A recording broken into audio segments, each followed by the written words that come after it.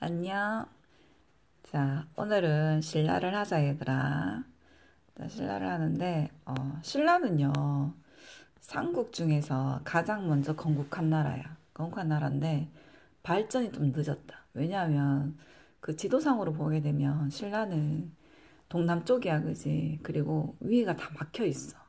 그리고 중국과 교류할 그 기회도 없었고, 기회가 잘 없었지. 그래서 고립되어 있다 보면 된다. 그래서 발전이 가장 늦었다고 보면 된다. 그리고 세 나라 중에서 가장 늦게 전성기를 맞이하게 되고, 그 다음에 뭐 삼국을 통일한 건 당연히 신라겠지, 그지? 신라였는데, 그래도 좀 발전이 좀 늦었다고 보시면 돼요. 그래서, 자, 한번 볼까? 건국은 기원전 57년에 했었고, 그 우리가 이제 알에서 태어난 박혁거제 있죠, 그죠? 그 나정이라는 우물에 쌤이 이제 거기도 했었다. 그 뭐지? 건국 신화에도 있었는데, 나정이라는 우물에 백마가 나타났는데 거기 알을 하나 두고 갔어요. 그래서 육부 촌장들이 그 알을 이제 보살피게 돼. 그리고 거기서 나온 아이가 이제 박혁거세가 된다. 그리고 박혁거세가 신라의 이제 첫 신라를 이제 건국하게 되지. 신라는 왕족의 성씨가 박석김 이제 세 개다. 박씨는 박혁거세 그고 박혁거세의 성씨고 석씨는 그 석탈해라고 들어본 적 있을까요, 그지? 그 석탈해의 석씨. 그러면 김씨는 이제 김알지, 경주 김씨의 그 뭐지 시조라고 보시면 되죠, 그죠? 그 김알지의 김씨를 따서 이제 박석김이 이제 그 왕자리에 오르게 된다. 김알지는 왕은 아니야. 근데 김알지의 후손들이 이제 왕자리에 올라요. 그래서 이제 그 왕의 성씨를 갖게 되고 내무랑 때는 이제 김씨들만 이제 왕위에 오르게 된다. 이제 그렇게 됩니다. 그다음에 도읍지는 경주, 서라버리지, 그지? 서라버리다. 그 경주는요, 천년의 역사를 갖고 있다 그래요. 갖고 있어요. 그래서 경주에 가시면 이제 경주 자체가 그 문화재라고 보시면 돼요. 그래서 어디 이제 어디를 가시든 뭐 내려가지고 이제 뭐 걸으시든 뭐 차를 타고 뭐 드라이브를 한번 하셔도 좋은데 그 모든 것이 그 신라의 흔적이라고 보시면 돼요. 그래서 경주는 그냥 가보시는 그냥 가보시면 좋아요. 그냥. 뭐 지금 이제 벚꽃 필 때잖아, 그지? 그래서 경주에 많이 오시는데, 문화유적지도 한 번씩 둘러보시는 것도 괜찮고, 나는 개인적으로 박물관은 무조건 추천한다. 그래서 박물관은요, 경주에 가시면 그냥 한번 둘러보고 나오시는 것도 좋을 것 같아요. 그리고 박물관에도 되게 볼거리가 많아요. 그 다음에 이제 왕을 보게 되면, 이제 우리 선생님은 이제 네 분의 왕을 이제 넣었는데, 그 첫 번째는 이제 뇌물왕, 이제 뇌물 마리간이라고 부르거든. 그 신라는 왕의 그 호칭이 지증왕 때 이제 처음으로 쓰게 돼. 그래서 그 앞에는요, 그 왕의 호칭이 계속 바뀌어요. 그래서 뭐 거서관이라든지 차차홍이라든지 이사금이라든지 이렇게 바뀌게 된다. 그리고 이제 뇌물왕 때는 이제 뇌물 마리간이라고 하는데 마리간 때는 이제 그 뭐지 마리간 칭호, 뭐 장군이라는 뜻의 마리간 칭호를 쓰게 된다. 그리고 이제 네모랑 때부터는 이제 왕위를 세습한다는 게 뭐냐 하면 아들에게 물려주는 거야.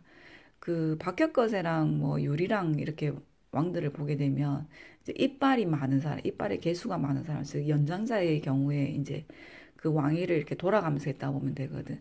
근데 내물왕부터는 이제 아들에게 왕위를 이제 세습하는 시대가 먼저 도래했다고 보시면 돼요. 그리고 지성왕 때는 순장이라는 게 있는데 순장이 뭐냐면 그 사람을 같이 묻는 거야. 그러니까 사람이 죽으면 그 사람을 모시던 사람들을 이제 생매장시키는 거지. 그래서 이제 그거를 이제 금지시켰고. 그다음에 우경이라는 것은 그 뭐지 소를 갖고 농사를 짓는 거 있죠. 그죠? 그게 이제 지증왕 때 처음으로 보급됐어요. 그리고 이제 경주에 시장도 개설됐고 그다음에 왕이라는 칭호를 이제 지증왕 때 처음으로 쓰게 된다. 그 앞전에는 선생님 그랬잖아. 왕의 칭호가 이제 달랐다고. 근데 지증왕 때는 왕의 칭호를 사용하게 된다. 그리고 이제 국호도 이제 신라라는 국호가 이제 만들어지게 돼요. 그다음에 이제 버풍왕 때는 보면 그 왕의 이름을 지을 때는 그 왕의 업적을 보고 이제 이제 왕호를 짓거든요. 그러니까 버풍왕 같은 경우에는 이제 법 쪽, 제도 쪽으로 많이 힘썼다는 것을 알 수가 있어. 그래서 불거리를 공인한다든지 공인 이제 불교를 나라의 종교로 이제 받아들인다든지 인정을 한다든지, 그다음에 율령이라는 것을 율령 이제 법이지 그지 법을 이제 반포한다든지, 그다음에 공복제도 이제 그 신하들의 이제 복장이지 그지 복장에 이제 그 뭐지 체계를 잡는 거. 그다음에 이제 상대 등은 신라에는 귀족회의가 이제 뒤쪽 시간에 할 건데 화백회의라는 그 귀족회의가 있어요. 거기에 이제 수장이지 그지 수장인 상대 등을 설치하게 됩니다. 그 다음에 태왕이라는 연호도 법부왕 때 이제 처음으로 이제 사용하게 된다. 그 다음에 진흥왕.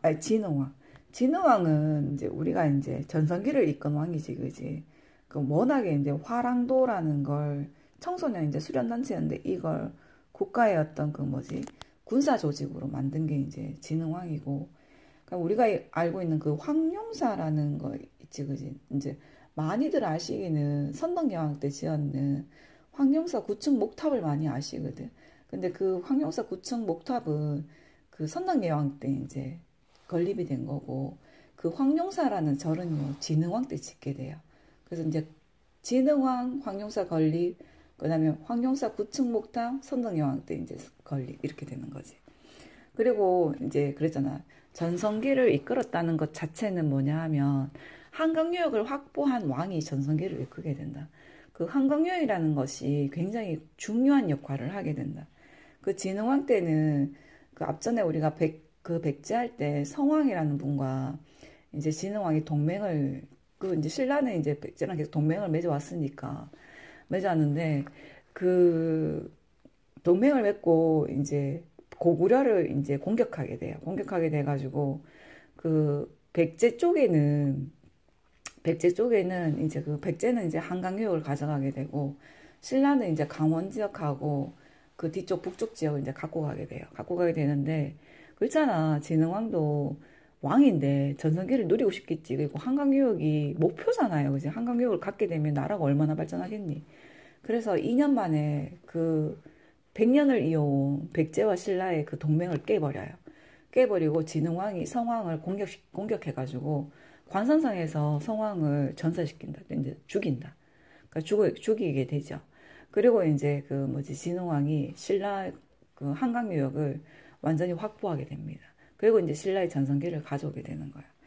그 신라 같은 경우에는 영토 확장이 그 뭐지 진흥왕 때 굉장히 잘 되었다. 그래서 북쪽까지도 완전히 이루었었고 그걸 기념하기 위해 가지고 이제 그 뭐지 그 순수비라 그러죠. 경계비를 이제 세우게 된다.